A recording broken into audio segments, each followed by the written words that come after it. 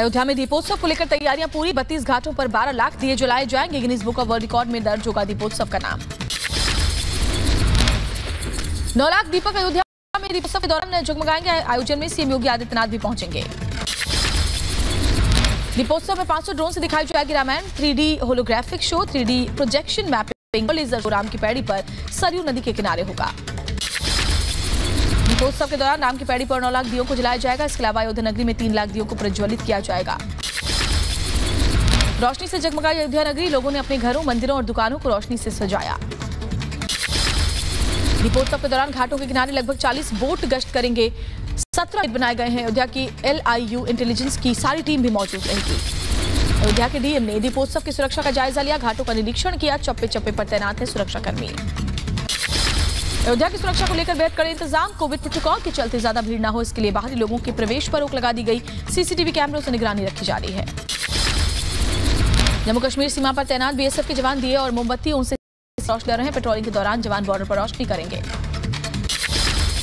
अंतर्राष्ट्रीय सीमा पर ड्यूटी करने के बाद BSF जवान अपने साथी जवानों के साथ दिवाली मना रहे हैं। BSF जवान पटाखे जला रहे हैं और हिंदी पंजाबी गानों पर डांस कर रहे हैं।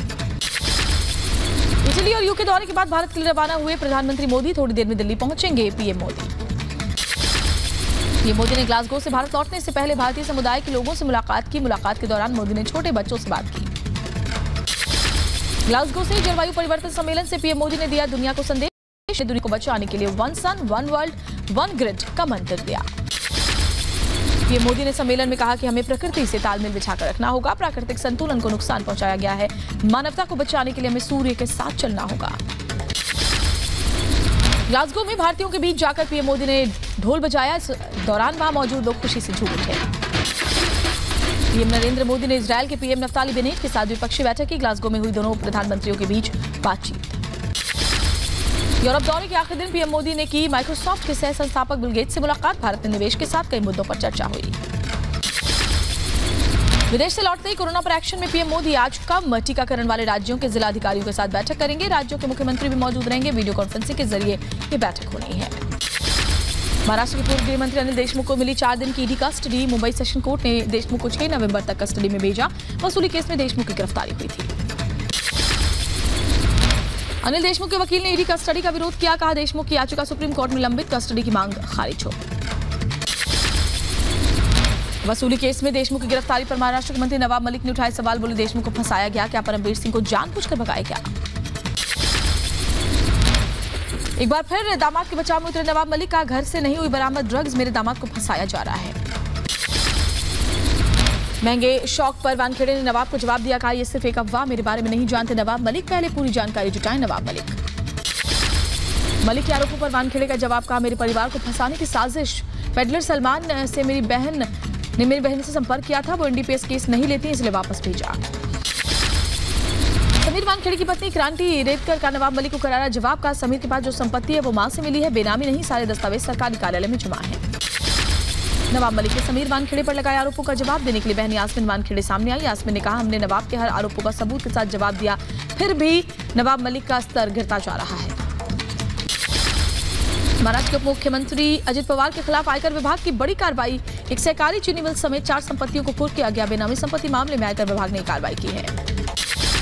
पंजाब के पूर्व सीएम कैप्टन अमरिंदर सिंह ने कांग्रेस पार्टी से इस्तीफा दे दिया है। औपचारिक ऐलान इसका किया। कांग्रेस के अंतरिम अध्यक्ष सोनिया गांधी को इस्तीफे की चिट्ठी भेज दी। कैप्टन अमरिंदर सिंह ने पंजाब कांग्रेस का अध्यक्ष बनाने पर पंजाब कांग्रेस का अध्यक्ष बनाने पर चिंता जाहिर की। कहा सिद्धू को राहुल और प्रियंका ने संरक्षण दिया, एक दिन कांग्रेस को पछताना पड़ेगा।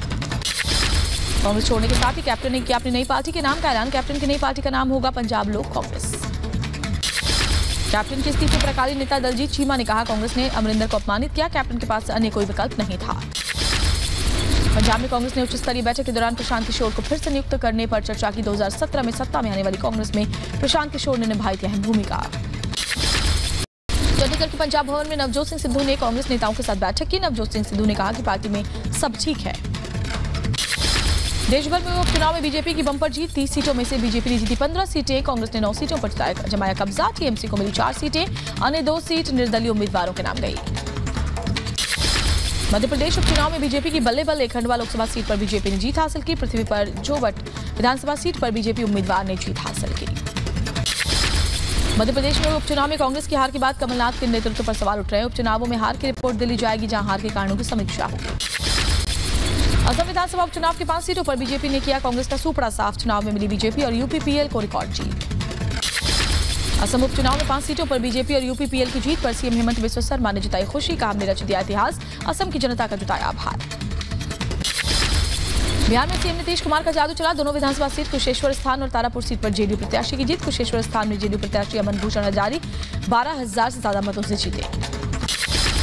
बिहार में हुए उपचुनाव में आरजेडी की हार के बाद तेज प्रताप हुए नाराज। अपनी ही पार्टी के नेताओं पर फोड़ा हार का ठीकरा।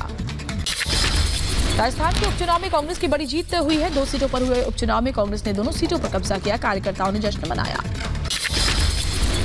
जम्मू कश्मीर के कुपवाड़ा में सुरक्षा बलों ने आतंकियों के मददगार को गिरफ्तार किया है। आरोपी के पास से हथियारों का जखीरा मिला। आदिल को सीमा पार से हथियारों और नशीले पदार्थ की खेप मिलने वाली थी। राजस्थान के श्रीगंगानगर में पकड़ा गया पाकिस्तानी घुसपैठिया। बीएसएफ ने घुसपैठिए से पूछताछ की, उसके बाद उसे रावला पुलिस थाने में सुपुर्द किया। पुलिस ने घुसपैठिए के खिलाफ मामला दर्ज कर लिया है। युद्ध के हालात में दुश्मन देश को भारतीय सेना से मिला कड़ा जवाब। लद्दाख में आर्मी की शत्रुजीत ब्रिगेड का 14,000 फीट की ऊंचाई पर हाई इंटेंसिटी हवाई अभ्यास। एलएसी पर चीन को करवाया भारतीय ताकत का एहसास। अखिलेश यादव के गढ़ आजमगढ़ में गरजेंगे गृह मंत्री अमित शाह। 13 नवंबर को कई योजनाओं का लोकार्पण और शिलान्यास करेंगे। कानपुर में हुई व्यापारी मनीष गुप्ता की हत्या में सीबीआई ने रिपोर्ट दर्ज की। इंस्पेक्टर समेत 6 पुलिसकर्मियों पर हत्या का आरोप है। मुंबई ईडी ऑफिस में एनसीपी नेता एकनाथ खड़से की पत्नी मंदाकिनी खड़से से पूछताछ। पुणे जमीन घोटाले में मामले की जांच हो रही है। मनी लॉन्ड्रिंग केस में आरोपी सुकेश चंद्रशेखर के खिलाफ चार्जशीट दाखिल। सुकेश चंद्रशेखर, लीना मारिया पॉल और अन्य 5 के खिलाफ चार्जशीट आर्थिक अपराध शाखा की टीम ने दायर की है।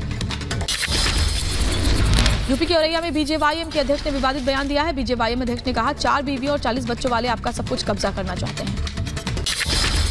मुंबई में पर्यटकों के लिए बेस्ट ने पर्यटन बस सेवा की शुरुआत की है। बेस्ट ने 2 खुली डेक बस से तैनात की। पर्यटक इन ओपन डेक बसों में सवारी कर सकते हैं। यूपी सरकार में राज्य मंत्री धर्मवीर प्रजापति ने गरीबों